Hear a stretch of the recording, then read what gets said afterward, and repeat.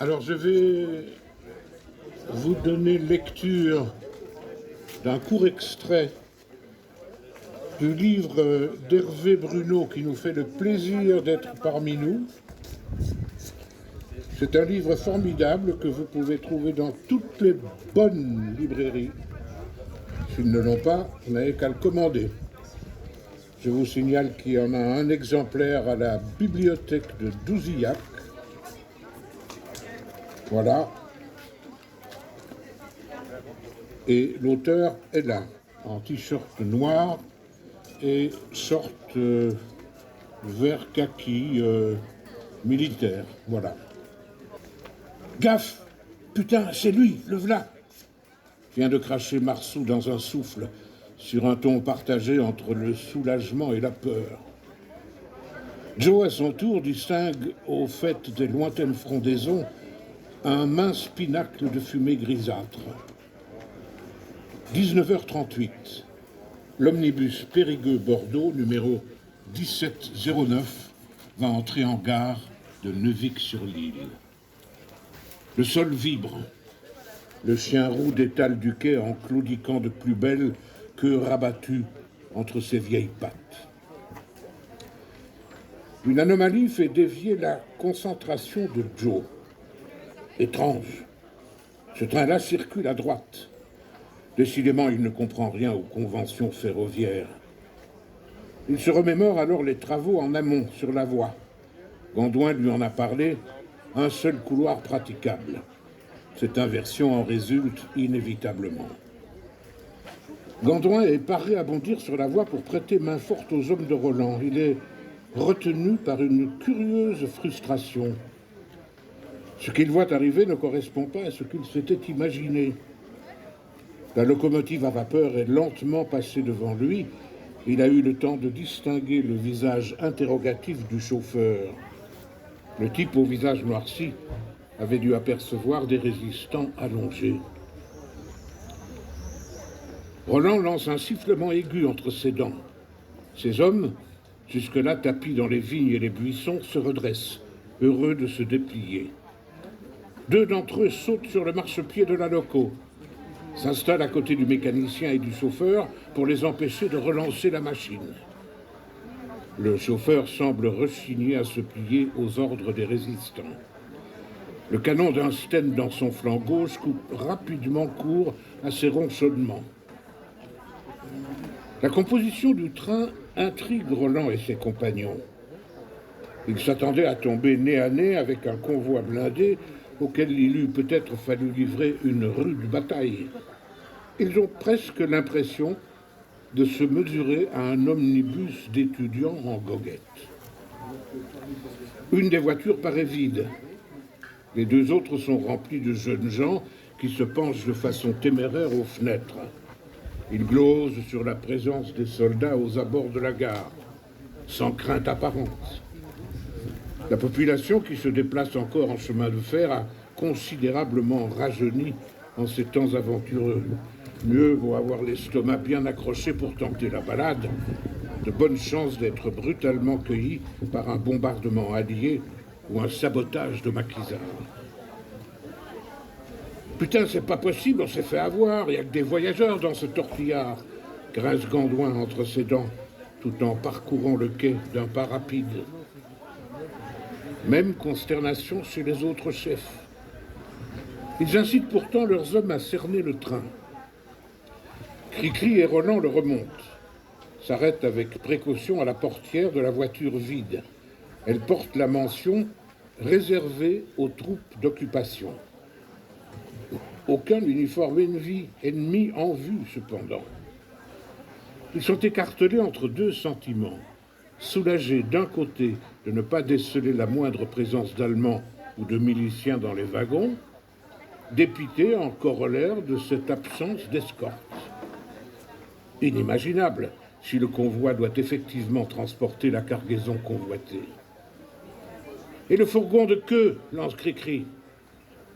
Il se précipite sans grand espoir sur ce dernier wagon, certes privé d'ouverture, mais trop passablement dégradé pour sceller le trésor promis. La porte cède facilement. Effectivement, seuls des vélos y sont entassés. Cricri est dégoûté par cette supercherie qui fiche en l'air une si minutieuse préparation. Il interdit néanmoins à quiconque de descendre du train et garde la locomotive neutralisée par acquis de conscience. Au même moment, on tape sur l'épaule de François. Il se retourne pour voir avec étonnement le chef de convoi lui adresser un grand clin d'œil, tout en lui murmurant « Fourgon de tête !»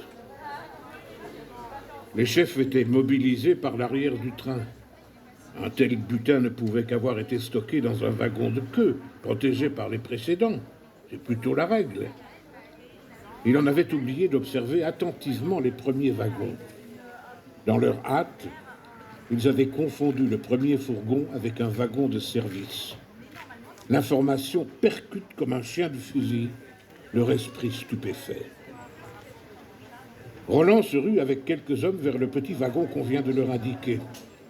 Celui-ci stationne innocemment devant l'entrée du hall de la gare, jusque-là dédaigné par tous les maquisards, agglutinés à l'est du quai. De cet anonymat, le fourgon passe subitement au statut de vedette.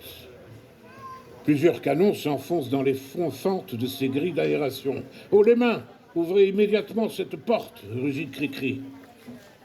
Un bruit sec de fermeture se fait entendre. Deux maquisards du groupe Roland s'arc-boutent à une extrémité de la porte coulissante. Malgré son poids, elle se met à glisser avec fluidité le long de la paroi. Le contrôleur principal, Laurent, est le premier à descendre. Main levée et ventre en avant sous la menace des hommes qui ont envahi le wagon.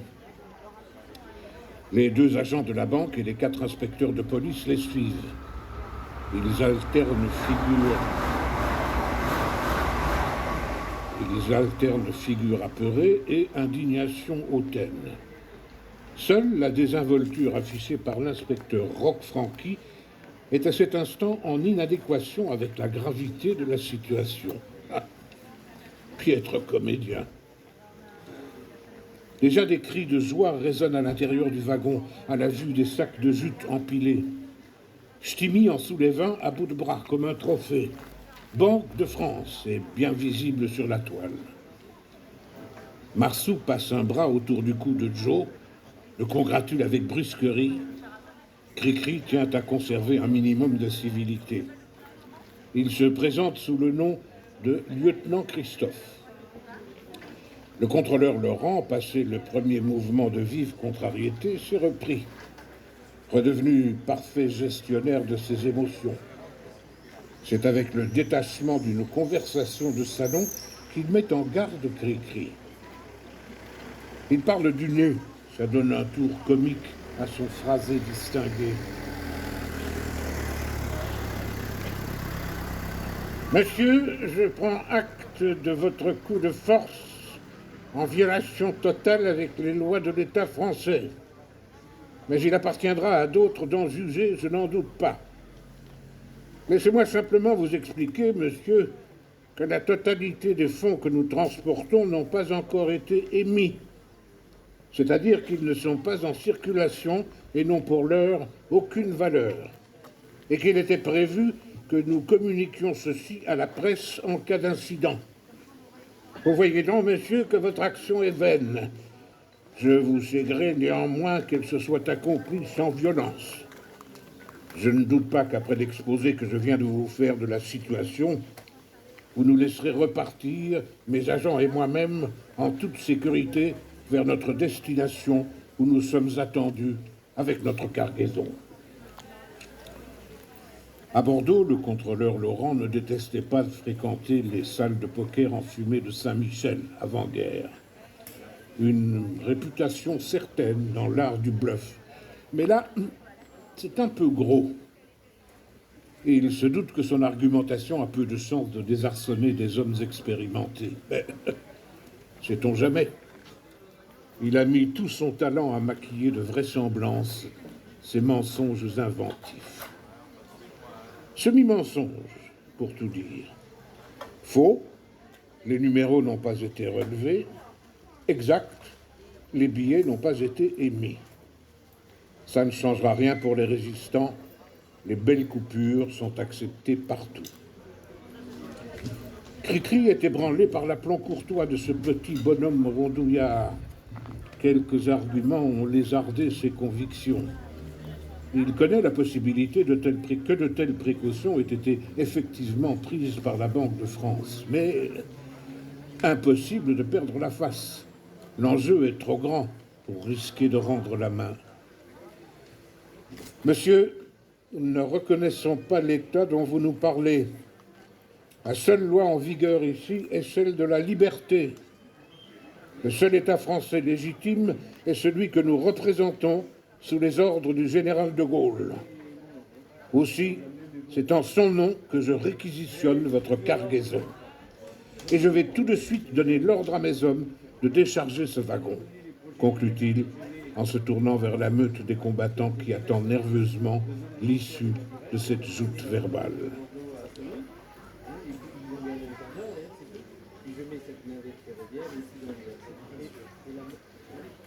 Le temps se dégrade.